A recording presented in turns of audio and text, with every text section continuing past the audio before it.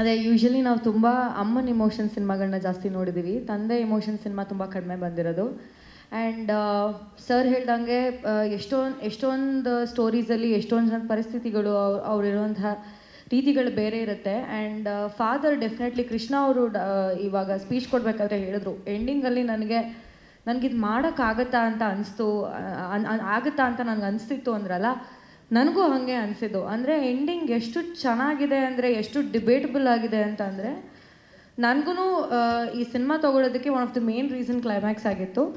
So ಆ experience definitely ಎಲ್ರಿಗೂ ಅದೇ ಥರ ಅನಿಸುತ್ತೆ ಈ ಸಿನಿಮಾ ನೋಡಿದಾಗ.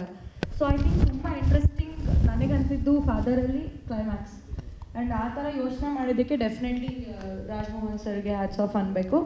ಆ್ಯಂಡ್ ಅದನ್ನು ತುಂಬ ಚೆನ್ನಾಗಿ ತೋರಿಸೋದಕ್ಕೆ ತುಂಬ ಚೆನ್ನಾಗಿ ಬರೆದು ಅದನ್ನು ಎಕ್ಸಿಕ್ಯೂಟ್ ಮಾಡೋದು ತುಂಬ ಇಂಪಾರ್ಟೆಂಟ್ ಆಗುತ್ತೆ. And definitely ಅದಾಗಿದೆ. ಆ್ಯಂಡ್ ಅದಕ್ಕೆ ನಾನು ತುಂಬ ಕ್ಯೂರಿಯಸ್ ಆಗಿದ್ದೀನಿ. ಆ್ಯಂಡ್ ಅದಕ್ಕೆ ಈ ಸಿನಿಮಾ ತುಂಬ ಸ್ಪೆಷಲ್ ಅನಿಸುತ್ತೆ.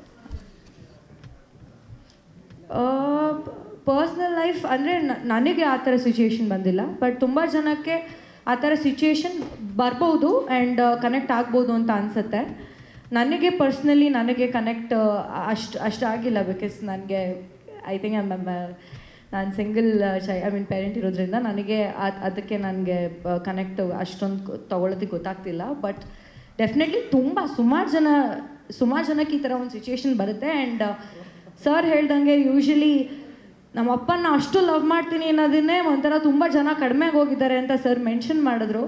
ಆ್ಯಂಡ್ ಈ ಸಿನಿಮಾ ನೋಡಿದಾಗ ತುಂಬ ಜನಕ್ಕೆ ತಂದೆ ವ್ಯಾಲ್ಯೂ, ತಂದೆ ಪ್ರೀತಿ, ತಂದೆ ಇಲ್ಲ ಅಂತಂದರೆ ಏನೇನು ಕಷ್ಟ ಆಗ್ಬೋದು ಅನ್ನೋದನ್ನು ಈ ಸಿನಿಮಾ ತೋರಿಸ್ಕೊಡುತ್ತೆ. ಅದಂತೂ 100% ಆಗುತ್ತೆ.